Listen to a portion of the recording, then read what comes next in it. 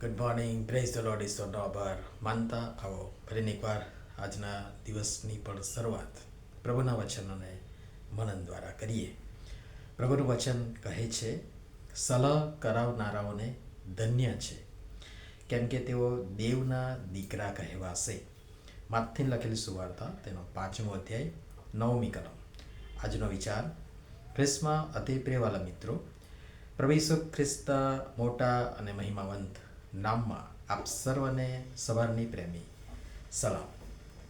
ધન્ય વચનો જે પાછલા કેટલાક દિવસથી આપણે જોઈ રહ્યા છે, સંક્ષિપ્તમાં ખૂબ જ ગહન અને મોટા અને રહસ્યમય છે, પરંતુ સમય મર્યાદામાં આપણે સંક્ષિપ્તમાં જોઈ રહ્યા છે. આગળ વધીએ. સલાહ કરાવનારાઓ એ શાંતિ, સમાધાન, આ બધી બાબતો પણ સાથે સાથે જાય છે. જેમાં સલાહ કરાવનારાઓમાં સલાહ, સંધિ, સૂચન, સુલેહ, શાંતિ, સમાધાન, આ બધી બાબતો સાથે સાથે જાય છે. କିନ୍ତୁ સલાહ કરાવવી અને સલાહ આપવી તથા લેવી, સલાહ આપવી એ કરતાં સલાહ લેવી આજે કોઈને પસંદ નથી. હા, સલાહ આપવી સૌને ગમે છે, જોકે સલાહ આપવી અને સલાહ કરાવવી આ બંનેમાં સૂક્ષ્મ પાતળી ભેદરેખા છે. કોઈકને અમુક બાબતે સલાહ આપવી, ખાલી સલાહ આપવી, અને કોઈની વચ્ચે અથવા તો કોઈ બે વ્યક્તિ કે સમૂહ કે પક્ષ વચ્ચે સંધિ, સમાધાન કરાવવું, સલાહ કરાવવી, એ બેમાં ફરક છે. ટોન એક જેવો જ આવે છે, પણ ફેર છે.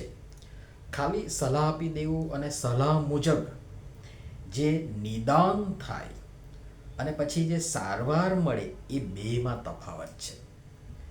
જો સલાહ અને નિદાન મુજબ સારવાર થાય તો પરિણામ સારા આવે.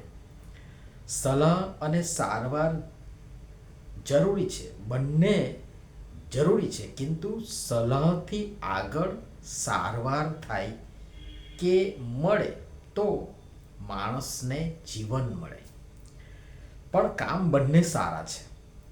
સલાહ આપવી પણ અને સલાહ કરાવવી પણ, બંને સારા કામ છે. અને દેવ તો એવા સલાહ કરાવનારાઓને ધન્ય કહે છે.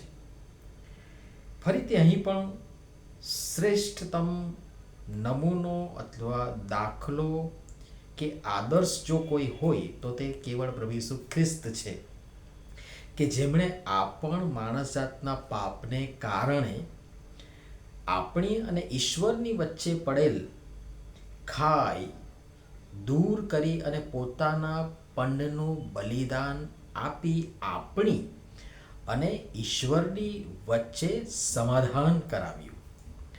અને એ જ પ્રભુ ઈસુ ખ્રિસ્ત પર વિશ્વાસ કરવા મારફતે અને તેમને અનુસરી હજી જેઓ શૈતાનના બંધનમાં છે, અંધકારમાં છે, પાપમાં છે, તેઓને જીવતા દેવની ઓળખ કરાવવી, પ્રકાશમાં લાવી સમાધાન, સલાહ કરાવવાની સેવા કરી હું અને તમે પણ આ ધન્યતાનો અનુભવ કરી દેવના દીકરા હોવાનો અબાધિત હક અને અધિકાર સંપાદન કરી શકીએ છીએ.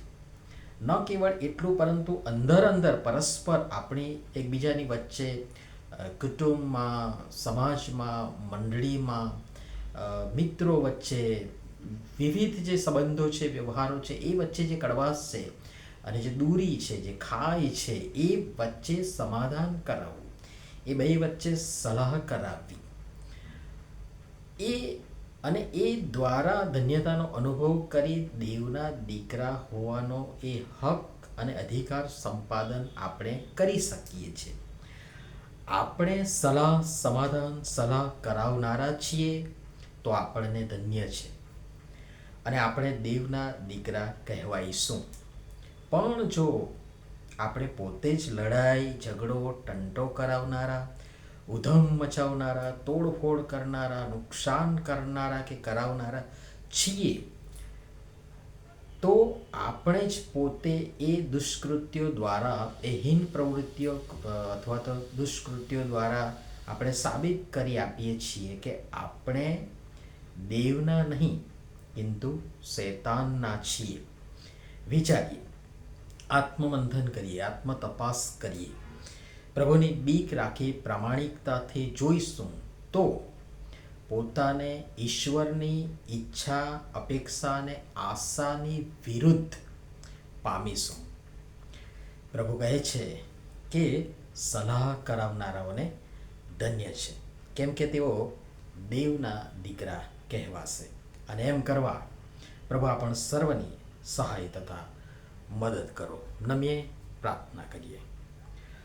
પ્રેમાળ પિતા, અમે આ જગતના ધારો ધોરણ પ્રમાણે તડજોડ કરનારા, તોડફોડ કરનારા, નુકસાન કરનારા વ્યક્તિ, કુટુંબ, સમાજ, મંડળી કે રાષ્ટ્ર કે વિશ્વને નુકસાન કરનારા નહીં કે કરાવનારા નહીં, કિંતુ સલાહ, સંપ, સમાધાન, શાંતિ, સુલેહ કરાવનારા બની ધન્યતાનો અનુભવ કરતા આપના દીકરા દીકરી કહેવાઈએ માટે કૃપા કરી અમારી સૌની તમે સહાય તથા મદદ કરો. પ્રભુ ઈસુના નામમાં આમેન. ધન્યવાદ.